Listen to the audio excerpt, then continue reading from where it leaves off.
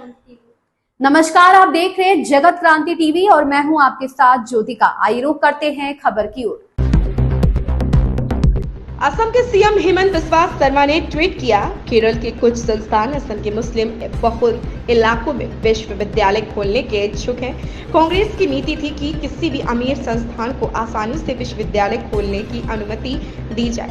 अब से हमारी सरकार विशेष शाखा से सुरक्षा मंजूरी मिलने के बाद ही विश्वविद्यालय खोलने की अनुमति देगी। কেবিনেটত এখন আইন আহি আছে যে এতিয়া অসমৰ nursing college, medical college, dental college খুলিলে সিকিউৰিটি ক্লিয়াৰেন্স ল'ব লাগিব। ইমান দিন আমাৰ ছিষ্টেমটোত সিকিউৰিটি ক্লিয়াৰেন্স নাছিলে। মাটি থাকিলে, টকা থাকিলে দি দিব পাৰি। এই আইনবোৰটো কংগ্ৰেছৰ দিনতে বনোৱা আছিল। নিৰাপত্তাজনিত সিকিউৰিটি ক্লিয়াৰেন্স লোৱাটো আমাৰ নাছিলে। কিন্তু চেণ্ট্ৰেল গভৰ্ণমেণ্টে কাৰোবাক লাইচেঞ্চ দিয়াৰ আগতে IB ৰিপৰ্ট লৈহে দিয়ে। অসমত সেই ব্যৱস্থাটো নাছিলে, গতিকে অসমত এতিয়া সেই ক্লজটো আমি আনি আছোঁ। 2-3 মাহ লাগিব। তাৰপিছত নিজে নিজে এনেকুৱা ধৰণৰ ইনষ্টিটিউট বহুত কমি যাব। কেৰেলাৰ পৰা কেইবাখনো এতিয়া ইউনিভাৰ্চিটি আহিছে। বৰাক ভেলীত কেৰেলাৰ পৰা অহা, বৰপেটা আৰু বৰাক ভেলীত কেৰেলাৰ পৰা কেইখনমান ইউনিভাৰ্চিটি ইয়াত খুলিব লাগি আছে আৰু গোটেই কেইখনৰ বেকগ্ৰাউণ্ডটো আমি চেক কৰিব সন্দেহজনক। কিন্তু অসমৰ আইনত চেক কৰাৰ ইয়াত কোনো প্ৰভিজন নাছিলে। সেইকাৰণে এতিয়া আমি সিকিউৰিটি ক্লিয়াৰেন্সটো আমি আমাৰ আইনত আমি আনি আছোঁ।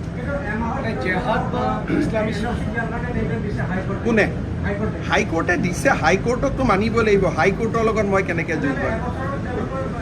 হাইকোৰ্টে যি নিৰ্দেশ দিয়ে মানিব লাগিব। হাইকোৰ্টক আমাৰ মনৰ কথাখিনিও ক'ব লাগিব। হাইকোৰ্টটো কেনেকুৱা? দুই পক্ষ শুনে, তেওঁলোকৰ শুনিছে, এতিয়া আমাৰ কথাখিনিও আমি শুনাব লাগিব।